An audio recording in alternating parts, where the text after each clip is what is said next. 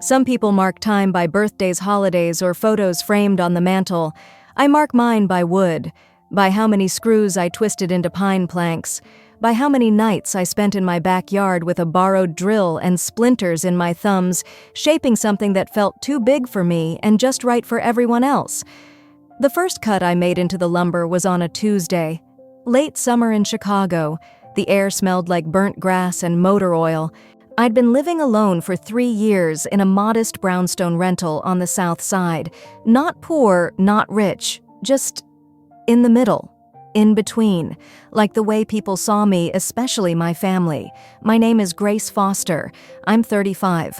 I work as a museum registrar, the kind of job that sounds more glamorous than it is.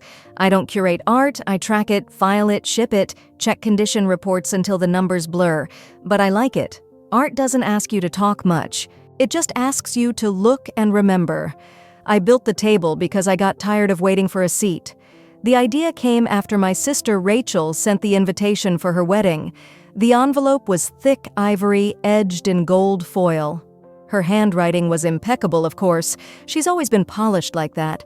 It said, "Join us for an elegant lakeside celebration in Madison, Wisconsin. Dinner will be served in the Grand Hall." I already knew what that meant. Rachel's world is curated in ways I've never mastered. Her friends are smooth-talking consultants, her fiancé runs a boutique firm in downtown Boston, and my parents have always found her easier to explain. It's not that they hate me, they just look through me. And over the years, I've learned to stop waving my arms in protest. I just step aside. But something shifted this time. The moment I put the invitation down, I realized I didn't want to show up again and squeeze myself into a table that had no room for who I was. So I picked up a pencil and drew out a rough sketch of what I had in mind: one long table, hand-built, unassuming, open to everyone, a place for those who usually get put at the extra fold-out table in the back, the ex-spouses, the quiet friends, the cousin who came out last year and made the family Christmas complicated. The kind of people no one says aren't welcome, but somehow they still know. I spent the next 2 weekends collecting reclaimed wood from a salvage yard in Pilsen. The man who ran it asked what I was building. I told him a wedding table. He said, "You a carpenter?" I shook my head. "I'm a sister." He didn't ask more. Each plank was a different color, different grain, some still rough at the edges. I didn't sand them perfectly. I wanted their history to stay visible. That was the whole point. We don't all show up to the party smooth, and still we deserve a seat. While I worked, I thought about Rachel, about how growing up she had ballet recitals and sleepovers and a shelf full of trophies. I had books, science kits, and a tendency to ask too many questions at the dinner table. Mom used to say, "Grace, not everything needs to be challenged." I suppose that's still her view. The weekend before the wedding, Rachel called, not to ask about the table. She didn't even know about it. She just said, "Grace, can you wear something soft, like blush or beige, so it matches the theme?" I wanted to laugh. I said I'd wear what I had. She sighed. "Just don't make this day about you." I said nothing. Hung up. Looked at the table I was finishing under the bare bulb in my garage. I wasn't making anything about me. I was just tired of not being considered at all.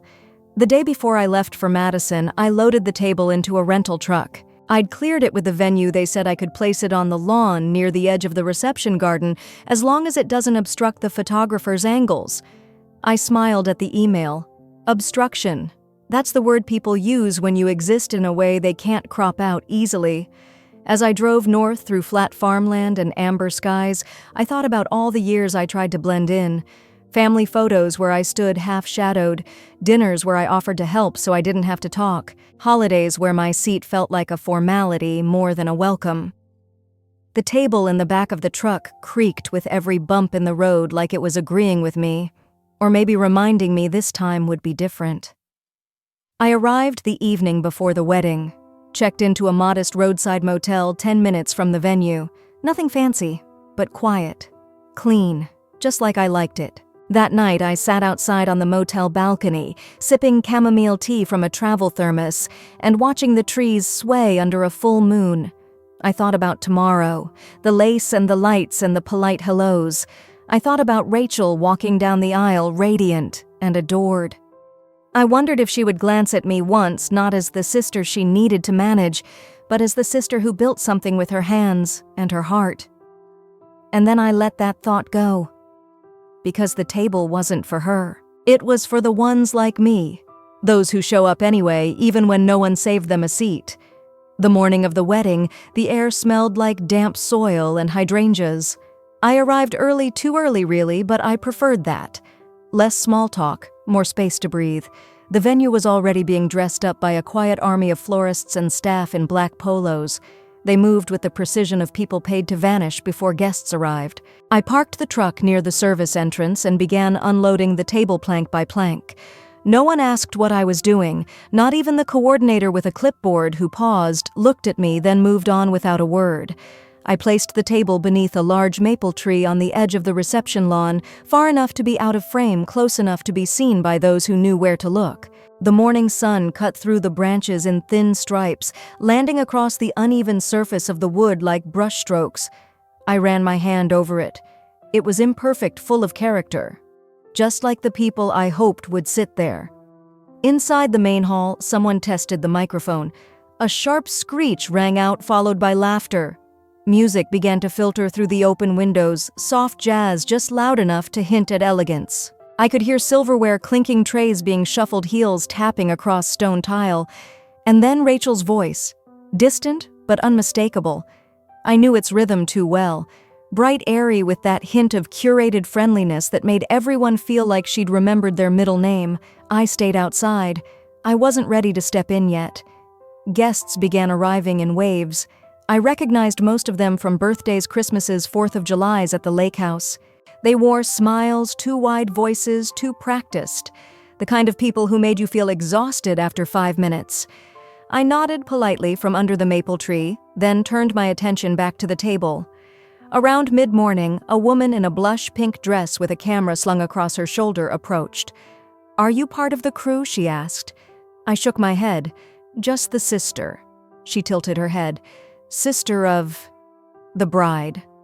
Her eyebrows lifted slightly.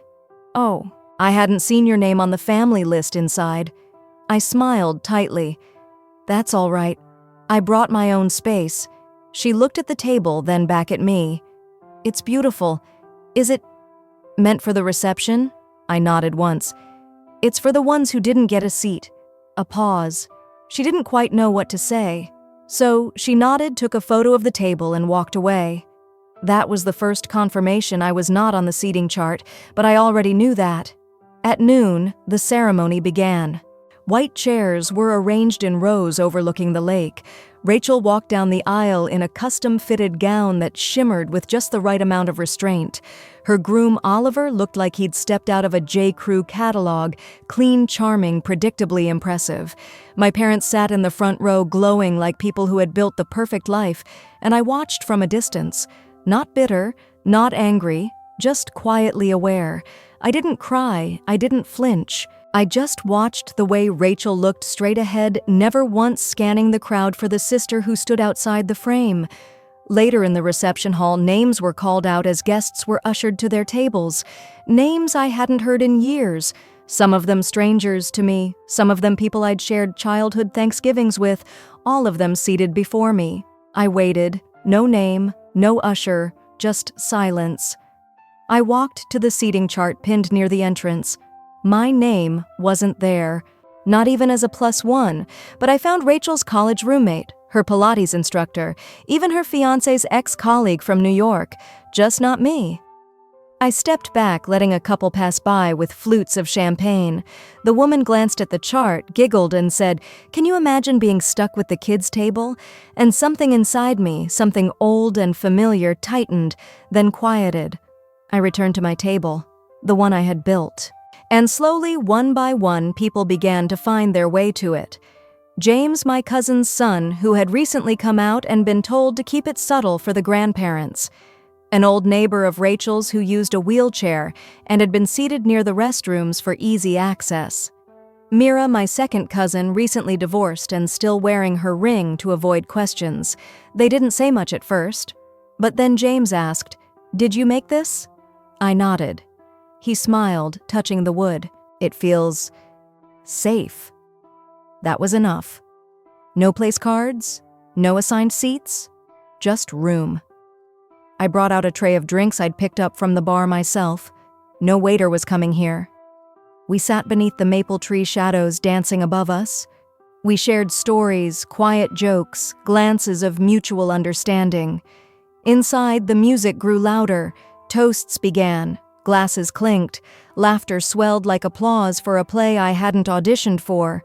But here at the table, I built the laughter was different. Not performative, not polite, just real. And in that moment, for the first time in a long while, I didn't feel like an afterthought.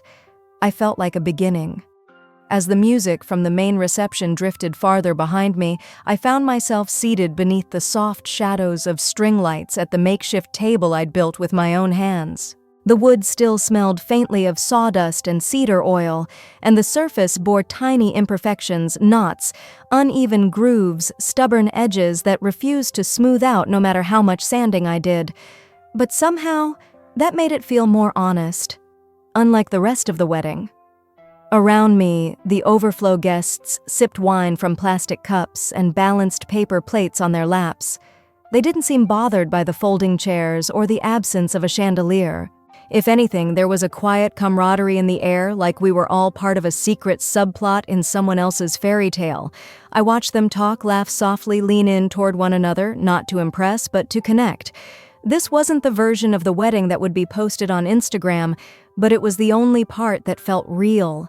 I sat at the edge of that circle, content to observe, until I felt a shift in instinct almost. I looked up and saw him. My father. He stood by the bar, stiff in a borrowed suit, holding a glass of whiskey he hadn't touched.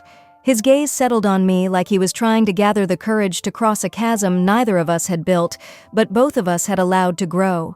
There was no fanfare to his approach, just slow steps, and the kind of hesitation you'd expect from someone walking into unfamiliar territory. I nodded toward the empty seat across from me. He sat down gingerly, like the table might collapse beneath the weight of everything unsaid. He started by commenting on the craftsmanship, said the wood grain was beautiful, asked what kind of sealant I'd used. Small talk words meant to fill space, not to mean anything, but I let him have that moment, because for once, he'd chosen to show up. Then, almost out of nowhere, his voice lowered and lost its polish. He admitted something I had long suspected, but never thought I'd hear aloud. He said he always thought I was fine, that I never needed as much, that I seemed strong enough without the attention. It wasn't an apology, it wasn't even a full explanation, but it was a beginning. He said he used to admire how I didn't complain, how I always figured things out on my own, how I didn't crumble when Ellie got the spotlight, or when Mom forgot a birthday, or when no one noticed I was the only one who ever remembered to clean up after family holidays. He said he assumed that meant I didn't hurt. I didn't interrupt him. I didn't fill the silence. I just sat there letting him speak, letting him peel back the layers of misunderstanding that had become our entire relationship. And when I finally responded, my voice didn't shake. I told him I wasn't angry. I told him what it felt like to grow up being the background character in your own family, how it teaches you to survive by becoming small. I described the way birthdays feel when no one asks what kind of cake you want, the way holidays feel when you're always the one taking the photos, but never in them, the way silence, when constant enough, becomes its own kind of cruelty. He listened. For the first time in years, I felt him truly hear me. No defensiveness, no excuses. Just a long pause followed by a quiet nod. He said he wished he'd asked more questions. Said he thought that doing nothing was better than doing something wrong. Said he didn't realize that silence could feel like abandonment. He stood not long after, rested his hand briefly on the table, maybe for balance, maybe to connect. Said the table was good work, real work, he called it. Then he walked away. And somehow the quiet he left behind didn't sting. It just settled around me like soft dust, familiar and no longer heavy. For a while, I didn't move. I looked out at the lake where golden light rippled gently across the surface. The sky had darkened into a rich indigo, and the first stars had started to flicker awake. Somewhere beyond the reception tent, laughter rose sharp, full of wine and effort. Here, though, there was no effort. Just me, the table, and the honesty of an almost conversation I'd waited my whole life to have. And in that stillness, I realized something else I hadn't needed his words to survive. But I had needed to know he could say them, that he didn't see me as invisible, that maybe, just maybe, he was starting to. The wind shifted, carrying the scent of grilled fish and eucalyptus from the catering tent.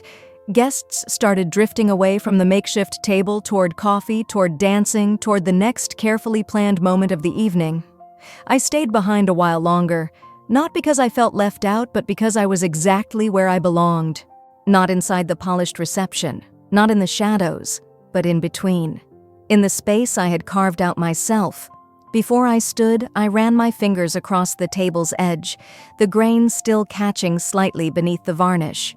Imperfect, but built to last. As I turned to leave, I noticed someone else approaching from the tent's edge. A silhouette I didn't recognize right away. This time it wasn't someone from my past. It was someone I never expected to find at my table at all. The last rays of sunlight slid behind the Vermont hills as the wedding lights blinked to life across the manicured grounds.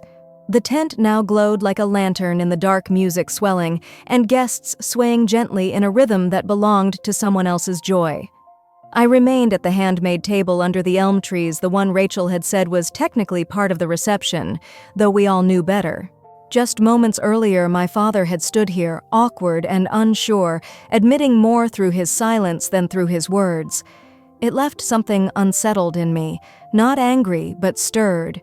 The kind of quiet you feel after an unexpected gust of wind moves through a room, scattering dust from corners you didn't know existed. As I traced the curve of my glass with one fingertip, someone else approached. This time it was not a voice from the past, but a presence I hadn't expected to see here at all. "May I?" the man asked, gesturing toward the empty bench beside me. I looked up, mildly startled. It was Ethan Green, the groom. His tux jacket was unbuttoned now, and he held his tie loosely in one hand like it had been choking him for hours. I nodded. He sat. We didn't speak right away. The tent behind us echoed with laughter and forks on porcelain. Here it was, all wind and wood and dusk. "I saw where you were seated," he said. Finally, his voice low, steady. I glanced at him, unsure what to say. His tone wasn't accusatory or apologetic. It was observational, like someone who'd spent his life reading the quiet parts of people. He didn't press. Instead, he reached into his coat pocket and pulled out a folded piece of paper. Not dramatic, just deliberate. "I wasn't supposed to see this until tomorrow," he said, unfolding it slowly. "A friend from the venue sent me a copy of the final layout list this morning, thinking I might want to check on last-minute changes." His eyes scanned the paper. I saw my name at the bottom, grouped under Overflow, a logistical label that somehow cut deeper than anything else. I asked Rachel why Ethan continued. She said something about keeping things simple, about energy. I let out a faint breath, the kind that doesn't quite qualify as a laugh. "I get it," I said, more to the air than to him. "Some people just make better decorations for a perfect day." Ethan didn't smile. He looked straight ahead toward the tent, then back down at the list in his hand. "My mother asked me once," he said quietly, "what kind of woman Rachel was when no one was watching." I turned toward him then. His voice held no bitterness, just something heavier, disappointment dressed as realization. "And what did you tell her?" I asked. "I didn't know," he replied. That's the part that scared me. For a while we sat in silence. Not awkward, not strained, just still. He told me about a conversation he'd overheard earlier, Rachel talking to a friend in the bridal suite, joking about how marriage was mostly optics and how she could course-correct Ethan's personality once they were officially settled. No one remembers the first year anyway, she had said, her tone light but sharp. Ethan admitted that at first he had laughed it off, but then he started thinking about all the small ways she'd redirected him, how she didn't like how he decorated his apartment, how she slowly replaced his books with hers, changed his playlists, picked his clothes for him, edited his stories. "I don't know when it stopped being love and started being control," he said. I didn't interrupt. It wasn't my job to validate or challenge his realization. He wasn't here for advice. He looked at me again. You don't strike me as someone who waits for permission to be yourself?" "No," I replied, "but it took me 30 years to stop apologizing for it." Ethan smiled faintly, the kind of smile that doesn't brighten a face but relaxes it.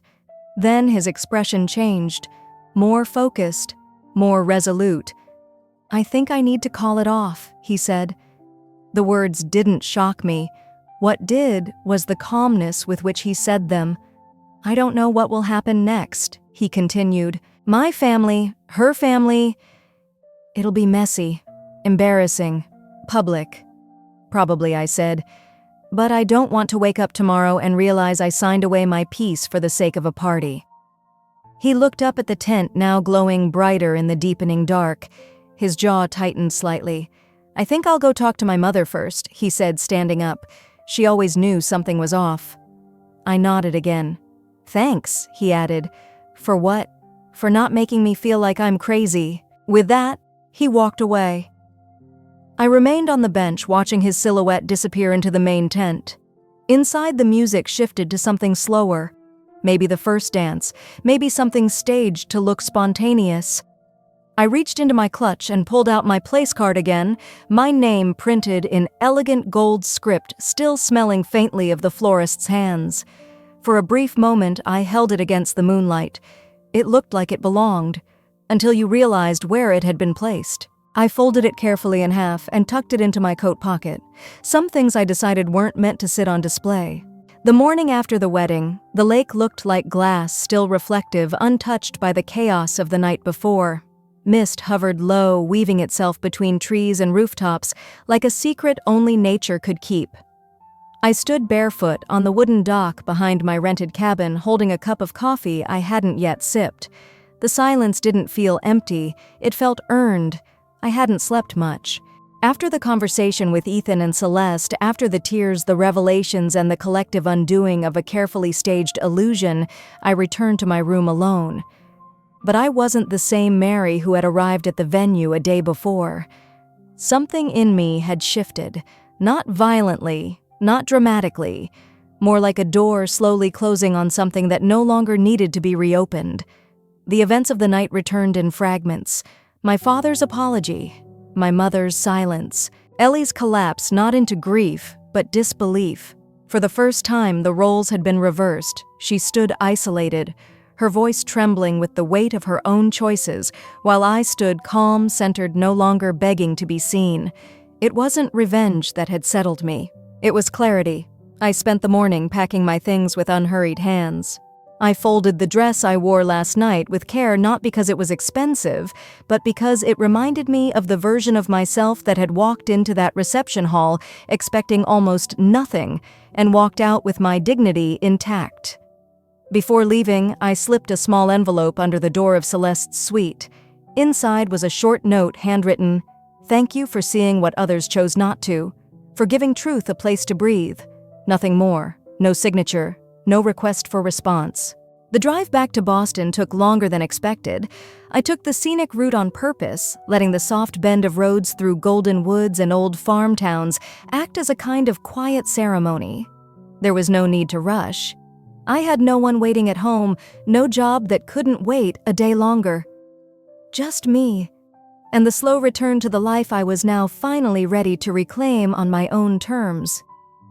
I arrived back in the city just as the sun dipped behind the skyline. The streets buzzed with the soft rhythm of a Saturday night, people heading to dinner, friends laughing outside of cafes, someone playing saxophone at the corner near my block. It was noise, yes, but not chaos. It felt like life humming along. My apartment welcomed me like a well-worn sweater, small, modest, but full of pieces that were mine. The bookshelf I built, the photo of me at age 10 standing alone at the school science fair with a ribbon no one expected me to win. The lamp I bought at a flea market in Providence. Every corner told a story where I was no longer the background character. Later that night, as rain tapped softly on the window, I sat at my desk and opened an old journal, not to vent, not to relive, but to record. I wrote, "Sometimes the real ceremony isn't the one with music and flowers. It's the moment you stop asking others to choose you and start choosing yourself, without guilt, without apology." I paused. Let the weight of that truth settle. The family we come from doesn't always know how to hold us, but the family we build in quiet choices and honest friendships, in spaces where we are allowed to grow without explanation, that is the one worth staying for. As I closed the journal, I thought of Ellie, of the wedding that had unraveled like a thread pulled too tightly, of the way she looked at me not with hate but with disbelief that I had stopped playing the role she expected. I didn't feel pity, I didn't feel pride, I felt free, and that more than anything felt like the real ending I needed. The next morning I brewed fresh coffee and opened my window to let in the autumn air. Somewhere in the distance a church bell rang, not a signal, not a summons, just a sound. This time it wasn't calling me to show up for someone else. It was simply reminding me I'm here, and I'm enough. That morning I opened the windows wide. The air was cool, the kind that tastes like something new. I stood barefoot on the kitchen tiles, coffee in hand, and watched the sun rise across my quiet block. No noise, no demands. Just stillness, not emptiness, but room. I thought about the table. Not where it ended up, or who stayed to sit at it, or even who walked away. I thought about how I built it anyway, because sometimes we build not to prove anything, but to remember that we can. Not everyone grows up in a family that knows how to hold them. Not everyone gets celebrated for the quiet kind of strength, the strength it takes to show up, stay kind, and keep building even when no one notices. But if you're one of those people, if you've ever found yourself standing on the outside wondering if you're the problem, I hope Grace's story reminds you, you are not invisible, you are not too much, and you don't have to wait for permission to take up space. Sometimes the real ceremony isn't the one with flowers and speeches, it's the one you carry inside the moment you stop asking to be chosen and start choosing yourself. Have you ever built something just for yourself because no one else thought you deserved it? Have you ever stepped away from someone else's spotlight to find your own kind of light? Share your story in the comments, because your words might be the seat someone else didn't know they needed. And if this story spoke to something quiet but true in you, follow this channel. There are more stories like Grace's, soft, fierce, and unfiltered, not written for applause, but for belonging.